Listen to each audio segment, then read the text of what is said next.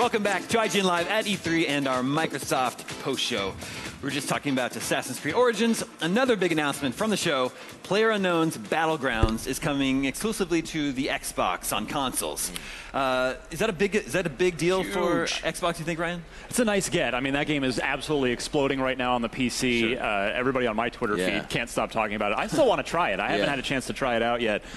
So, yeah, I mean, to be able to, you've got the buzz already built up on PC, so when it comes to Xbox, everybody's going to be looking to the Xbox way for those of people that aren't PC gamers. Are like, well, all right, I got to go get an Xbox to play this thing. I really like the look of the footage. For everything that I've seen of that running on PC, it never looks as clean as that. Like, it's all crazy stuff going on in that game on PC stuff. But they seemed like they went for like quite tame stuff in the trailers and stuff, which is kind of strange to me because that stuff has so much bonkers things going on in the game. I feel like they should have focused on that a little bit more. Yeah.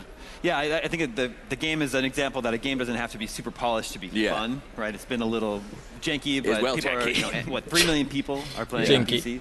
I don't know, Alana, have you played it? Yeah, and really enjoy it. Yeah. The one thing I'm just wondering about is they said launch window exclusive. So does that mean it's going to stay Xbox exclusive, or maybe for the first year? That's the new way of saying timed exclusive. I think so. That's the way they get around it so people don't realize. So I'm not actually sure because the very end card said exclusive on Xbox, but at the start it said launch window exclusive. And then when console launch exclusive wears it out and everybody figures out what it means, they'll switch to some other term to try and fool you into thinking it's actually exclusive. Yeah, totally not sure about that, but even so, I think this is a really good get for Microsoft. And with the way games like that move so fast, you know, we had Daisy, H1Z1, PlayerUnknown. Like they move so quickly that maybe by the time it comes out on PlayStation, it won't be as relevant. So I think it's a good get regardless. Absolutely. Yeah. Oh, did they say a release date, release window for? They said the end of the year. The end of the year. So they'll be there in time for Xbox One X as well. And that's a game that can really shine on Xbox Live, I would assume, right? Oh, of course. You gotta have it. Battlegrounds is a battle royale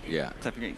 Can you give us a little bit of explanation on what the game actually is and how it plays? You effectively all have to run to a point in the center of the map and complete an objective. And that's the simple way of putting it, but it is incredibly chaotic and incredibly difficult because everyone's trying to do the same. It's sort of like if you put Hunger Games on crack and put it on a server. It's fast-paced, action-packed, and a ton of fun. And a lot of strategy as well. You can definitely stealth your way through there. I've tried playing it without killing people, and it's pretty much not possible. Just trying to be a pacifist didn't quite work out. Killing required. PlayerUnknown's Battlegrounds is coming to Xbox One. The Xbox One family as a console exclusive. It's already confusing. Exakt, vezi? Chiar și eu am zis asta. We have a question from one of our viewers on Twitter that we can bring up right now. Hopefully, remember you can follow this whole show at Twitter. E3.twitter.com is the address. And this is Joshin Up, who asks, how expensive will the Xbox One X be in the UK retail? I don't know. I guess it's like £391 is the direct sort of conversion, but I reckon it's going to be about 400 quid. I think, I would guess in Australia it's probably going to be around $650 or so. Yeah, so. $650 dues in Australia. Yeah, that's good. That's the national currency. Yeah, they did announce right at the end of the conference, $499. We can dig a little bit more into that later. Almost in a cough, $499. Yeah. We also got another trailer for State încă puțin și îți cumperi o mașină, frate. Really nice long trailer for that this year. This is that game was a big hit on the Xbox 360. What you saw today get you excited? Yeah, because it's the idea of a high-budget, polished, 4-player co-op State of Decay, which is basically what State of Decay 2 appears to be, is so appealing. Because, again, the first one, the mechanics were brilliant. I mean, it was really like a role-playing game disguised as a sort of survival action game. And you can see a lot of that in this extended trailer that we saw. You can, getting in the cars and everybody cooperating together, and one person, if you're alone, you're going to be in big trouble. There's stuff like stamina is a big part of this game, and you have to manage the relationships. At least you did in the first one, and I presume they'll bring that back. There's a lot of depth. Again, that's why I sort of liken it to a role-playing game in this, in a sense. And I just think, getting a budget and polish time, and I believe this is running on a new engine as well, with just the expertise of having made the first one. This game looks fantastic. Alana, you were saying in our pre-show that you'd heard Microsoft is treating State of Decay 2 as a little bit more like a AAA title, maybe putting a little bit more money behind it. From what you saw today, do you see that extra polish in there? Yeah, I think the environments look beautiful. I think they look a lot more detailed than they were originally, and it also looks like this here, there's tons more customization, which I'm really impressed by. It's also just really nice to have this game in a world where Left 4 Dead doesn't really exist anymore. True. I love Left 4 Dead 1 and 2, and it's nice to have this that is basically an expansion on what I loved about that franchise. So, yeah, it definitely looks like it's a lot more polished, but we will definitely have to wait and see if it's as buggy as the first. Spring 2018, so not this year, but that's okay. Gab, what were your impressions? This does nothing for me, man. Like, I don't know why. Just like nothing about this. No, not at all. I don't know. Maybe I think it's because everyone kind of walks like they pooped themselves. Did you play the first one out of curiosity? No, I didn't. No. So yeah, you got it. You got to play the first one. You'll get it. Yeah. There are also a lot of zombie games. Yeah. You know, it's hard to make them stand out. Yeah, I think that's what it was. When I watched it, I was like, this kind of looks like a lot of the same thing. But I trust you guys, so if you guys say it's good, that's fine.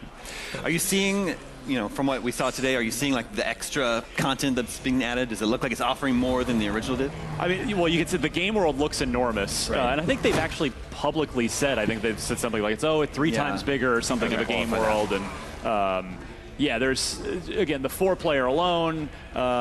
This is going to be one. I wonder if this will be playable this week or if they're just showing it at all in any other capacity. But yeah, there will be a lot to dig into with this game. Yeah, I guess to my eye, it definitely looks better than the first game, but not super impressive visually to me, I didn't think. Yeah, I think fine. my point of saying I'm impressed by it is compared to the first game. Yeah. Not necessarily as a side by side. 2017. Yeah, not necessarily as a 2017. Yeah, it's not necessarily so you look at that and go, oh man, I need an Xbox One X right now. No. But that's definitely not the point of State of Decay. Okay. Nu, we do have another elementul de question fun, right now. de gameplay cu alți This one jucători. comes from my personal friend, Ryan Mill. Do you think original Xbox games will come with achievements now? And what ones do you want to see on there? Time Splitters 2 for me. Time Splitters 2 is awesome.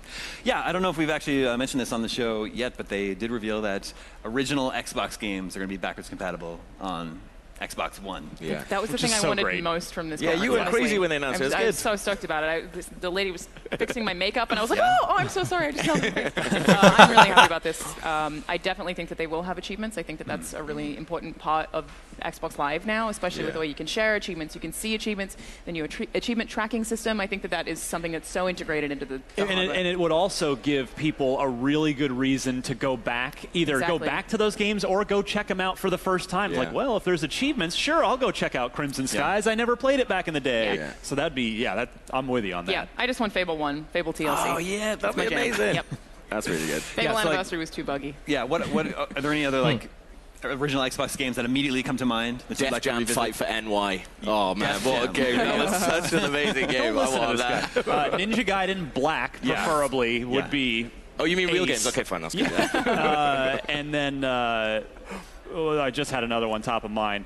Breakdown's a cult classic, and I'm not going to get my hopes on that, but Splinter Cell Chaos Theory would actually be the other one. The other one. That's I gave that game a real big score way back today, and I stand by it. That game's so fantastic. Yeah, we were getting set up here, ready to do this post show for you when they announced that. So I actually missed if there are any details about is the library limited. The games will look better, and I think that was really all they said, right? Yeah. So I mean, we don't know. Do you need the original disc? We talked about this on Unlocked, our Xbox that's podcast an issue. Is last like week. if you need the disc, not that many people still have their original. And they're just not in circulation too. So it'd be hard to come by. Maybe they'll have to sell them on digitally. Yeah, exactly. At least they could be. Cu siguranță va fi digital. And hopefully they're priced well. If they're $5 or $10, I will 100% buy, rebuy a bunch of old games. Yeah, well, I'm not sure. That might be a little low. Yeah. But I mean, it would be great for us. Don't say that. Don't let Microsoft know that's okay. I'm not approving it. I'm just $10 is fine for Def Jam Fight for NY. I'll tell you that. Damn it. An announcement like that, pleases current Xbox owners. But do you think it moves the needle for people who don't own an Xbox?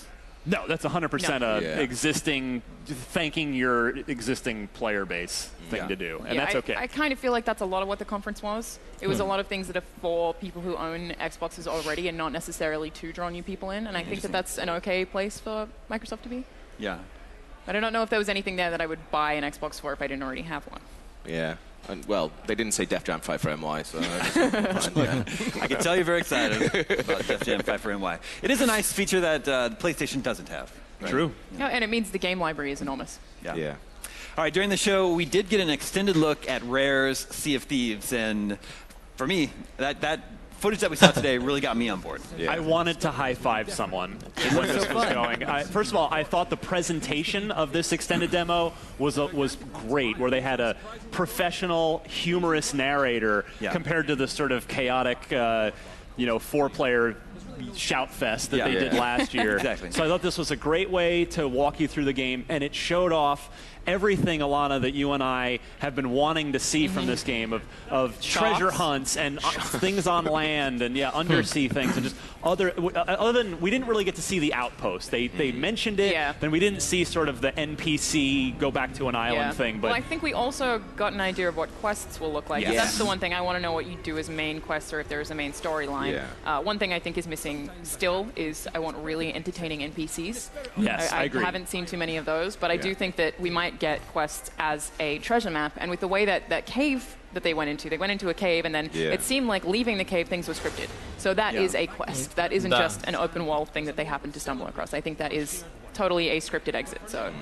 Also, can we talk about the fact that you can get inside the cannons? That was great. And I thought for sure they teased the Kraken there on that cave painting, and we know the Kraken's in the game. Right. And I thought for sure that that would be how the demo ends, would be with the Kraken. But I guess gotta wait. We'll just keep waiting a little longer. It's okay. It's like the first time that I've actually got a sense of what you actually do in the game, which I think that was a really, really good thing. I think even though the guy kind of got on my nerves a little bit, like the Scottish dude, like talking over it, you actually probably not in the final game. Yeah, but hopefully not.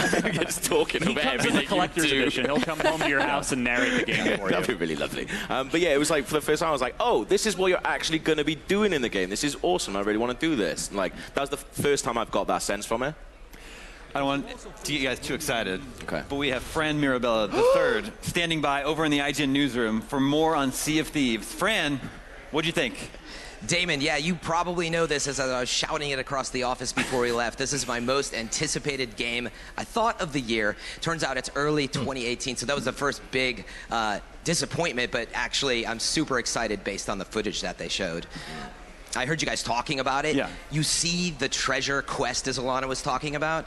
That is so cool. They're talking about, under the cliffs, buried beneath the sands, it lies hidden away from thieves' hands. And so you'll have this stuff like that you're actually figuring out with your team. Everyone who knows me these days probably knows I play a lot of Destiny. Exactly. So I'm a huge fan of these co-op games. It looks like it's going to even go beyond 4 or 5 player co-op. We played that last year at their booth. We just hopped on the boat, and just the biggest thing I would say about Sea of Thieves to think about is the chaos. You saw it in the trailer. There's a shark chasing you. You have to drop the chest, and you're yelling to your friend, like, help me. And he's like, oh, no, I'm drinking on the bow. I'm drunk. You can actually drink. There's an endless cup of alcohol. So stuff like that. Endless? Yeah, Someone it's just playing always the there. accordion. Yeah, maybe you have to buy some more eventually, but I'm stoked for it for all those reasons. Yeah, like you say, you're a big fan of Destiny and this sort of cooperative gameplay experience, but aren't you also a big fan of developer Rare? Oh, yes. I mean, yes, I've been following Rare or Rareware since the 90s. They made Donkey Kong Country, GoldenEye, Banjo-Kazooie, and one thing I've been thinking about a lot with Rare, not that they've ever been gone, but more than ever, I would say they're back. Sea of Thieves has that classic Rare humor. It's got the musical cues that we know they're famous for. If you've played Banjo-Kazooie, you know what I'm talking about. So it has all those pieces that Rare brings to the table, and that's what I'm feeling. Rare is back, and I'm super excited for Sea of Thieves. Cool. Thanks, Fran. Thank you. Sea of Thieves is out next year, and I finally feel like I've got a good idea of what the game is, and I feel like I'm totally on board. We also got a new look at Crackdown 3 with a whole bunch of Terry Crews screaming at us. Terry Crews is in the game. Well, no, I don't think so. Oh, you don't think so? Because then when they cut to the gameplay montage, it was other characters that were definitely not Terry Crews. I think this I don't think it was Terry Crews. I thought maybe he was going to be like giving you missions or do the tutorial or something.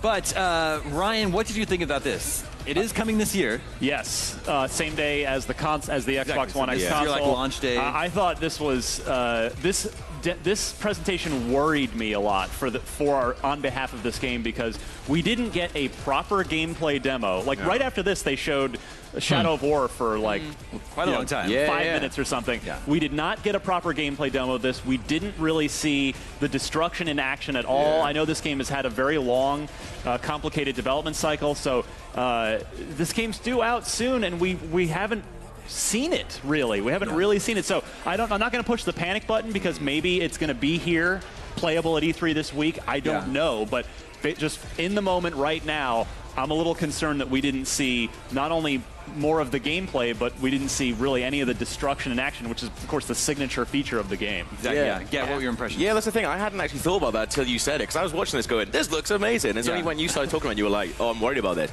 I was like, oh, you're smarter than me, so that probably makes a lot of sense. But yeah, Terry Crews is awesome as well. Maybe that's what it was. I was too excited by Doomfist talking to me. So it's good. By Terry Crews. To be super fair, like a lot of games come, I've just observed them doing this for too long, and they come together. They really don't come together till the end. So maybe we're going to get a killer single-player destruction presentation at Gamescom or somewhere else. But you know, it's fair to say for now, we just didn't see a lot of the game, and that's a little worrying. Yeah, it had been 2 years since last we'd seen Crackdown. Alana, did it do much for you? I'm a big fan of the explosions. Yeah. That's some of the most real-looking fire I've ever seen. No, I think it looks super high energy, but not to jump on negativity, this is the one thing that I wish we'd seen a little more variety of, and I totally agree with that.